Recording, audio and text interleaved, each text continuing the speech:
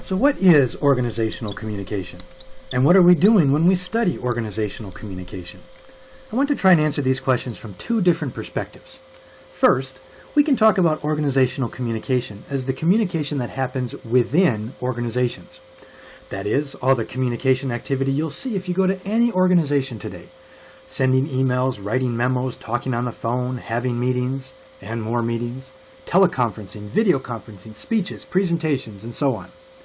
This is a more conventional approach, and I think it's what comes to mind when people initially think of organizational communication. But I want to go deeper. I want to introduce an alternative, more sophisticated approach of seeing organizations as communication. This can radically change how we understand human interaction in organizational life, and it opens up exciting new possibilities for research and practice. But first, let's say a bit more about the conventional approach to organizational communication, which focuses on communication within organizations. This perspective sees the organization as something like a container, and communication is what flows within the container. If we extend the metaphor, we can see how communicating is then shaped by the structure of the organization, in the same way that liquids take the shape of their physical containers. And by the shape of the container, we can mean the physical shape of the organization, like if you have to take the elevator up 10 floors to deliver a report to your boss, or more of a symbolic shape, like where you are in the organizational hierarchy and how this influences the way you communicate with other organizational members. The key here is that the organization is seen as something that exists separately from communication. So communication is quote-unquote organizational when it happens within these separate structures we call organizations. This relates to what scholars call an informational view of communication, because communication is all about transmitting information throughout the container of the organization. And quote-unquote ineffective communication or communication breakdowns are seen as technical problems. The right information didn't get to the right people in the right manner. Someone didn't get the memo, as people like to say.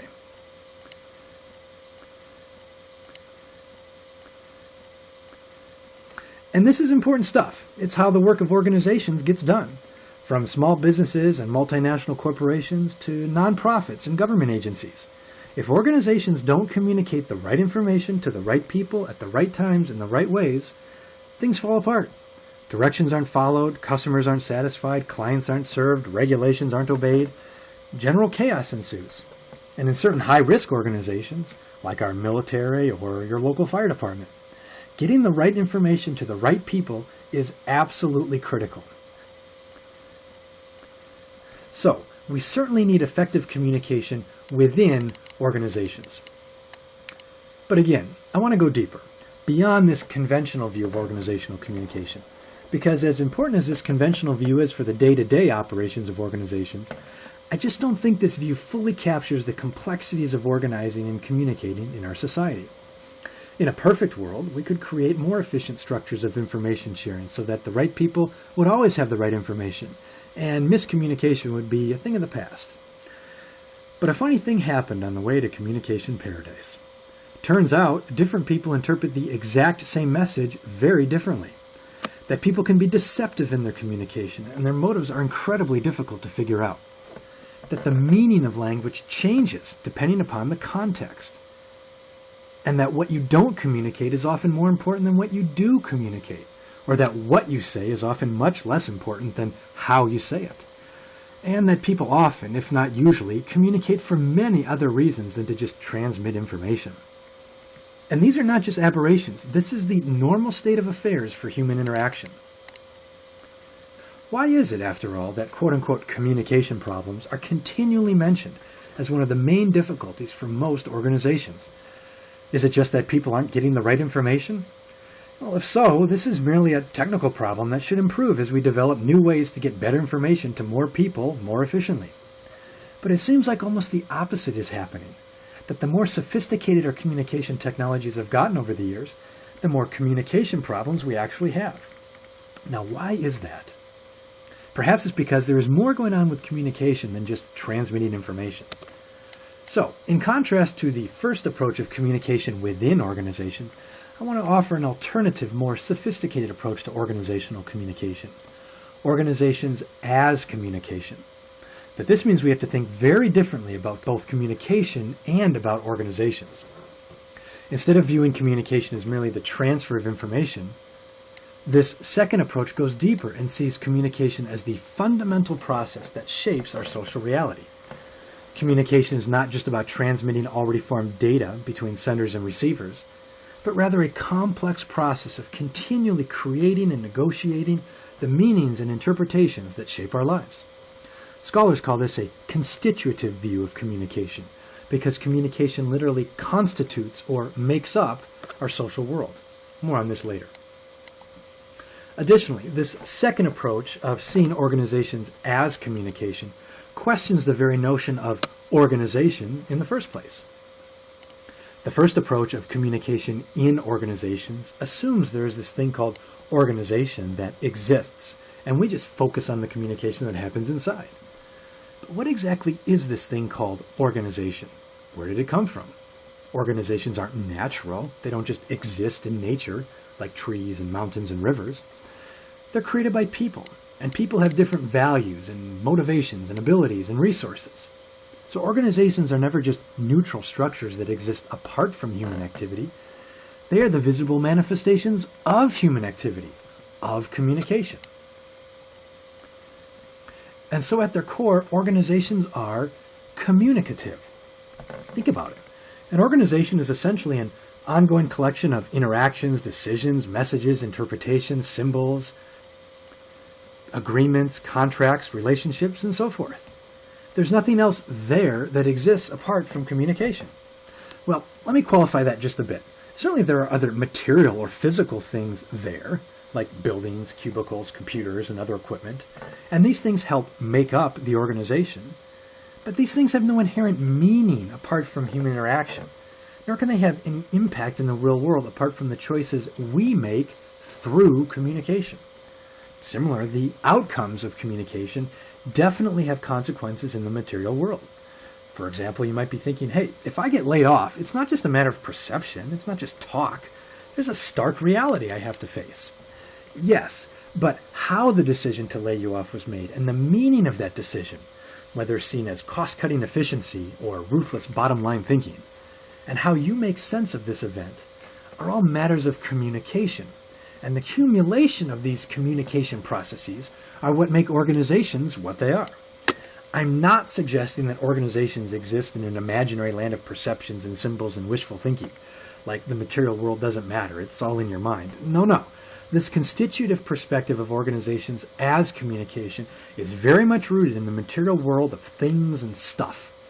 But what I am suggesting is that these material things come together and have meaning as an organization only through communication, thus leading us to the conclusion that organizations exist as communication. And my argument is that this second approach, organizations as communication, is a much better perspective to guide our study of organizational communication. Now, of course, we need effective communication within organizations. That's a given. But if we limit ourselves to only this perspective, we miss important opportunities for deeper insights and understanding.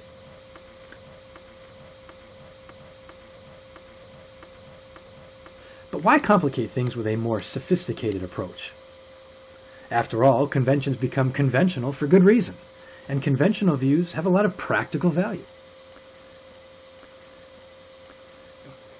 What do we gain with an alternative approach? I'm sure by now there are some objections in favor of the conventional view of communication within organizations I described earlier. After all, the container metaphor seems to describe how most of us actually experience organizational communication much of the time. And the physical reality of organizations, buildings, computers, stuff like that, seem to reinforce the conventional view. So what's wrong with this approach? Well, when we just focus on communication within organizations, based on that informational view of communication, we're taking what a colleague of mine at the University of Colorado calls a flat earth approach towards communication. What I mean by a flat earth approach is a perspective that seems correct from a limited vantage point because it works for much of our day-to-day lives, but ultimately it fails to account for the complexity of a situation. For much of human history, we got by just fine thinking that the earth was flat, even though it was always round. And even with our 21st century sophistication, where we know the Earth is round, most of us can actually get by with flat Earth assumptions much of the time. But what about when things get more complex? If you want to put a satellite into space or take a transcontinental flight, flat Earth assumptions aren't going to be very helpful. Remember in elementary school when you compared a globe to a map and realized, for example, that it's much quicker to fly from New York to Moscow by flying over the North Pole instead of across the Atlantic? What seems counterintuitive from a flat Earth perspective actually makes perfect sense from a round Earth perspective. And the same is true with communication. We can get by with quote-unquote flat Earth assumptions about communication for much of what we want to do throughout our day. Much of our communication involves sending and receiving relatively unproblematic messages and acting on that information, giving directions, planning our schedules, requesting information, and so on. And the conventional informational approach towards communication works just fine in these situations. But other times things are a bit more complex. Like when you need to resolve conflict with a close friend or family member, or when you have to share bad news with someone you care about, confront someone about a wrongdoing, or you need to mediate a dispute. There's so much more going on in these situations than merely exchanging information. You are actually engaged in a complex process of meaning negotiation and social construction. In these situations, you have to do much more than think about what information you want to exchange. You actually have to think about the social realities you're creating. What might seem intuitive from a conventional flat Earth approach to communication, like expressing what you think or trying to control information, may actually work against you because it constitutes a social reality that produces unfavorable outcomes. And this is especially true within the context of organizations. Sure, much of what goes on in organizations is the transmission of messages between senders and receivers.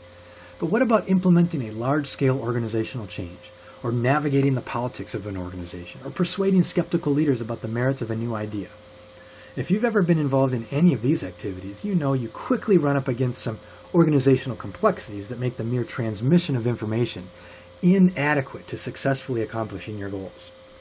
Things like power, identity, gender, ideology or worldview, ethnicity, culture, and so forth are the quote-unquote round Earth complexities of the organizational landscape that call for a much more sophisticated understanding of communication. And these complexities need to be accounted for if we are to have a good understanding of organizational communication. So this has to do with our approach to communication, either as a thing that happens within organizations or a social process that actually constitutes organizations and organizational realities, and our corresponding approach to organizations, either as relatively neutral containers that exist apart from communication, or as contested sites of power, resources, and strategies that converge into recognizable forms we call organizations. Now, I certainly recognize the importance of the conventional approach to organizational communication, communication within organizations based on an informational view of communication. But I'm trying to push us to a deeper, more sophisticated understanding of organizational communication. Organizations as communication based on a constitutive view of communication.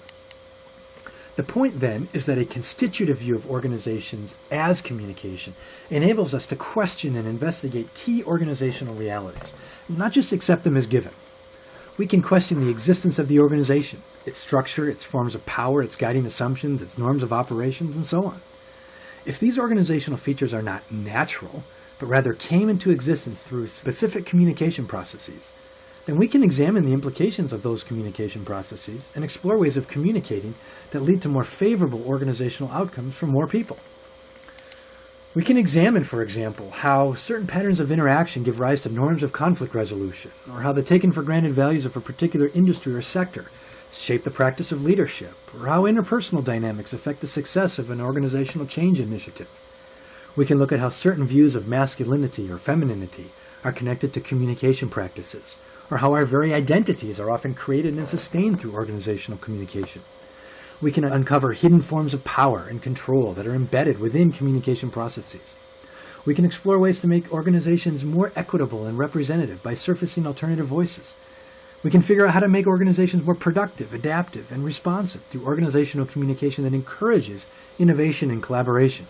Whatever the case, a constitutive view of organizations as communication provides a much stronger explanatory framework to understand the complexities of organizing and communicating. What I'm advocating, therefore, is a communicative approach to our understanding of organizations. Organizational communication is all about taking a communication perspective to the study of organizations, exploring organizations through the lens of communication. Communication is not the thing to be explained. Communication actually provides an explanatory framework from which to understand the complexities of organizational life. Of course, our natural tendency is to relapse back to the conventional view, the container metaphor, communication within organizations, because it seems simple and intuitive from a limited perspective. But I'm trying to push us towards a deeper understanding, a perspective that better accounts for the complexities of organizing and human interaction. So what is organizational communication? And what are we doing when we study organizational communication? Communication is quote-unquote organizational, not just because it happens within organizations, but rather because it coordinates the activities and interpretations of multiple people into an organized, recognizable form and sustains or alters this form for subsequent collective action. To study organizational communication, therefore, is to study the fundamental social processes that create and sustain the dominant structures of our society.